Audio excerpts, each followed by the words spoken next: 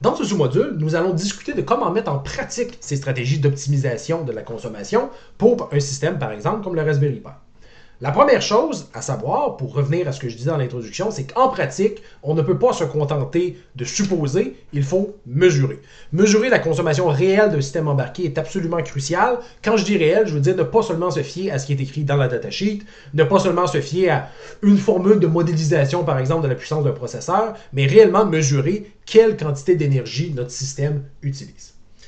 Ça va être crucial parce que c'est la seule façon de réellement avancer, d'être certain que les changements qu'on fait ont un impact. Il y a certains utilitaires logiciels, par exemple comme PowerTop, qu'on a vu plus tôt, qui permettent de mesurer cette consommation, mais uniquement si le système possède les capteurs qui permettent de mesurer la consommation. En général, c'est quand ils ont une batterie. Donc, si vous avez un ordinateur portable, un utilitaire comme PowerTop va vraisemblablement être capable de vous donner la consommation en watts ou en wattheures s'il intègre sur une certaine période. Et ça, c'est super, mais il y a beaucoup de systèmes embarqués, dont le Raspberry Pi, qui ne possèdent pas de tels capteurs, et donc vous pouvez toujours utiliser PowerTop, mais il ne vous donnera pas d'informations sur la consommation parce qu'il n'en a pas lui-même. Donc, dans ce cas-là, puisque beaucoup des microcontrôleurs modernes fonctionnent ou sont alimentés, en tout cas par USB, on peut mesurer directement la source en utilisant des petits testeurs USB comme ceux-ci. Donc, ce sont des petits testeurs qui, en gros, s'intercalent entre la source de courant de l'USB, donc la source USB, et le périphérique ou le système que vous voulez tester. Et ce qu'il va faire, c'est qu'il va mesurer l'ampérage qui passe sur le bus USB, soustraire sa propre consommation, et donc vous donner, le périphérique, en ce moment, utilise à peu près 52 mA. De là, il va pouvoir déduire, en estimant le voltage, le wattage qui est utilisé, et en l'intégrant au fil du temps, il peut vous donner aussi une idée de l'énergie utilisée, souvent en milliwattheures dans ce cas-là. Et c'est super pour faire des premiers essais, pour beaucoup de systèmes. Il faut seulement faire attention, c'est le problème de la fréquence d'échantillonnage. Souvent, ces petits testeurs-là, particulièrement les plus cheap, ne vous diront pas, mais ils ont une fréquence d'échantillonnage finalement assez basse. À savoir qu'ils ne mesurent le courant et le voltage, mais ça c'est moins grave parce qu'ils changent moins, mais ils ne mesurent le courant que par exemple 10, 20, peut-être 100 fois par seconde. Si votre système change très rapidement de consommation, par exemple, vous passez souvent de mode actif à attente et donc la fréquence diminue et donc l'ampérage va aussi diminuer puisque la consommation diminue, mais que vous faites ça plusieurs milliers de fois par seconde, il est possible que ces petits bidules-là ne soient pas capables de suivre. C'est du traitement de signal pur et simple. La fréquence d'échantillonnage est plus élevée que la fréquence du signal utile que vous voulez suivre et donc vous n'aurez pas forcément une information parfaitement fiable. Ceci étant dit, c'est déjà un excellent point de départ et à moins que vous soyez vraiment dans l'optimisation au nanowatts près, c'est probablement déjà suffisant pour beaucoup de périphériques, dont le Raspberry Pi. Si on veut aller plus loin, si une batterie est présente dans le circuit, on peut carrément suivre son niveau de charge. On charge la batterie, on sait combien de charge on a mis dedans, quelle quantité d'énergie on a mis dedans, et on regarde son profil de décharge pour savoir quelle quantité d'énergie on a utilisée. En particulier pour les systèmes les plus petits, c'est probablement le mieux parce que la batterie intègre finalement de manière naturelle l'énergie dépensée. C'est littéralement l'énergie qui se vide de la batterie, contrairement à un module comme ça qui, lui, doit échantillonner et calculer artificiellement l'énergie dépensée. Donc, quand on a des petits système, suivre la consommation sur la batterie est déjà très bien. Et sinon, si vous voulez, vous pouvez même vous brancher sur des appareils, des oscilloscopes ou tout ça, en tout cas, qui vont être capables d'échantillonner une fréquence suffisante pour vous donner vraiment une bonne idée de la consommation de votre système. Donc, sachant qu'on a ça, on a, avant même de commencer à faire quoi que ce soit, on a un moyen de tester si ce qu'on fait vaut la peine ou si, encore pire, ça empire les choses. Si on n'a pas ce moyen-là, ça ne sert absolument à rien de continuer. Il faut absolument avoir une façon de valider que les changements qu'on fait vont dans la bonne direction. Ceci étant dit, est-ce qu'on peut donner quelques considérations générales? Et j'insiste sur le mot général, c'est potentiellement adapté à chaque projet. Je sais que ça se retrouve sur YouTube. Je ne veux pas qu'on pense que c'est la recette parfaite pour tous les projets. C'est simplement quelques considérations qui peuvent vous être utiles si à un certain moment vous avez à optimiser énergétiquement un système embarqué. Vous devez d'abord identifier par quoi votre application est limitée. Est-ce qu'elle est limitée par le CPU? À savoir, si vous aviez un CPU plus rapide, ça irait plus vite. En ce moment, vous respectez peut-être les délais, mais ce qui limite, c'est le CPU qui est à 100%. Par exemple, la simulation, le traitement de données, de l'IA, maintenant on fait de l'IA dans les systèmes embarqués, souvent ça va être ce qu'on appelle CPU bound, c'est le CPU qui limite tout. Dans ce cas-là, on va essayer de trouver le point d'opération fréquence voltage le plus efficace Donc, souvent un peu en dessous de la fréquence nominale, ça va être là que va être le meilleur point, qui va encore respecter les temps requis, mais qui va minimiser aussi la consommation du CPU. Si vous retournez voir excusez-moi, on va remonter un petit peu, parce que voilà, ça ici, vous voyez, ça aussi c'est un exemple, selon la fréquence du processeur, vous voyez que c'est pas vraiment linéaire, c'est plutôt une courbe comme ça qui monte en général au carré. Donc on peut voir que souvent les meilleurs gains sont vraiment au départ. Donc passer d'ici et ici un gros gain, passer de là à là ici, il n'y a probablement pas beaucoup de gains à faire.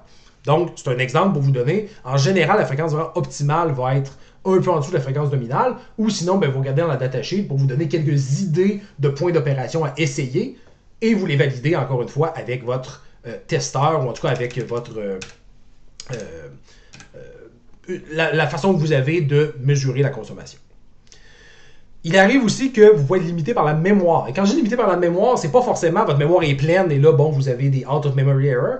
Non, c'est plus limité par la mémoire au sens où c'est la bande passante de mémoire qui limite ce que vous pouvez faire. Par exemple, l'encodage, décodage de vidéos ou de son peut être souvent limité par la mémoire. Le CPU pour aller plus vite, mais ce qui limite sa vitesse, c'est qu'il doit attendre après les données de la RAM et les renvoyer là.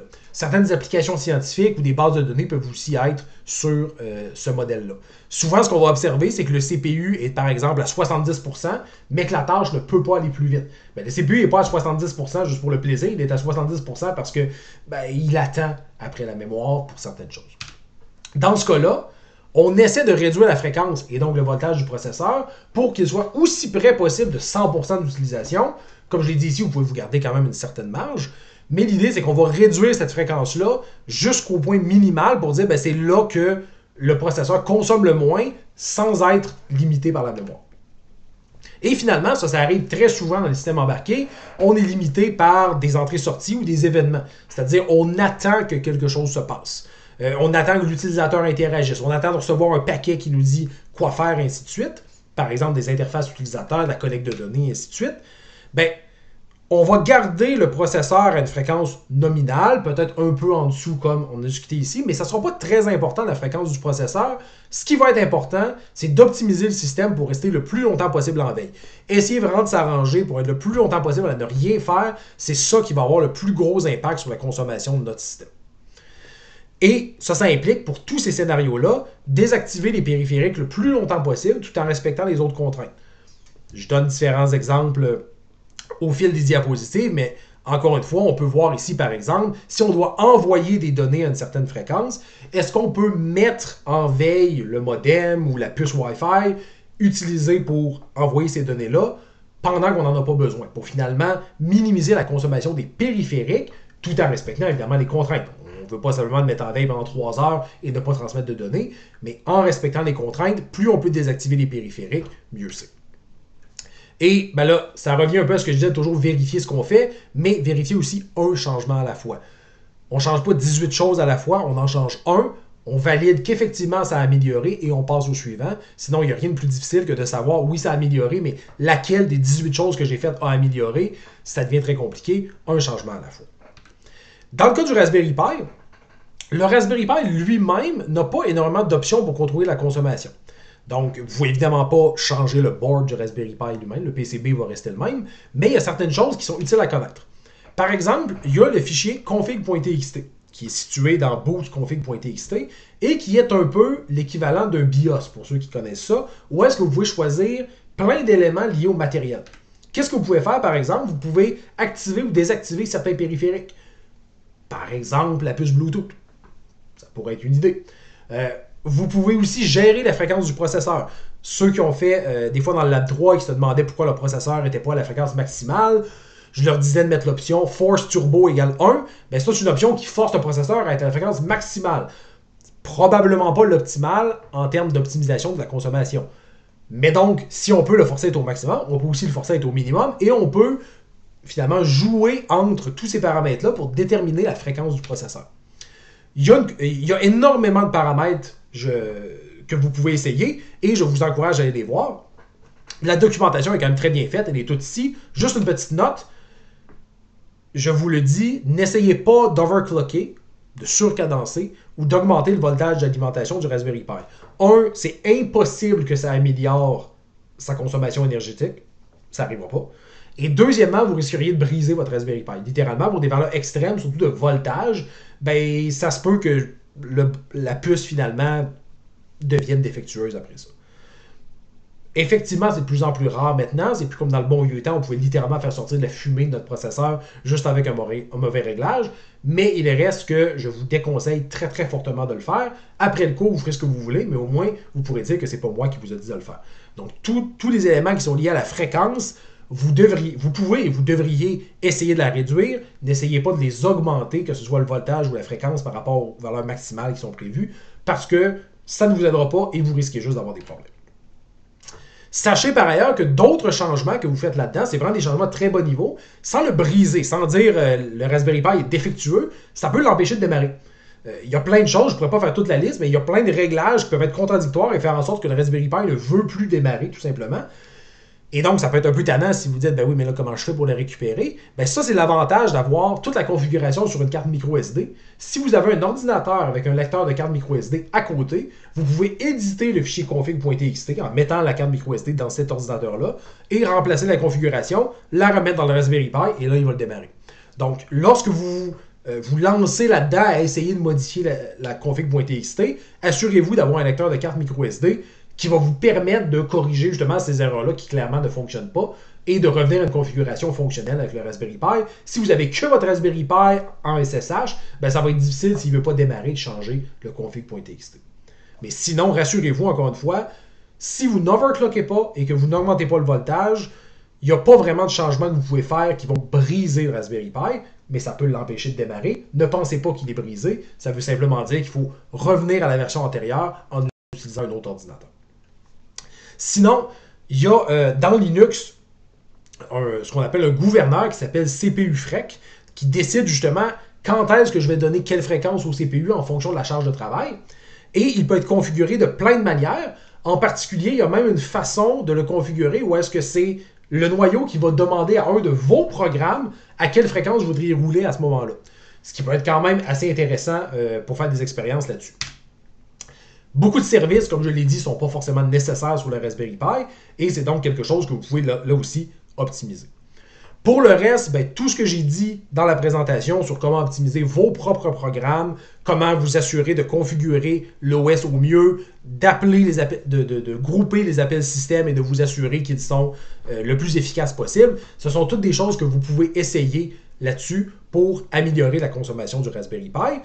Et ce sont des choses aussi qui ne sont pas perdues pour d'autres systèmes embarqués qui roulent dans ce cas-là un OS. Vous allez probablement pouvoir réutiliser à peu près les mêmes idées, donc c'est une bonne chose que vous l'appreniez maintenant. Ça conclut ce module sur l'optimisation énergétique et ça va vous permettre de faire le lab qui y est lié.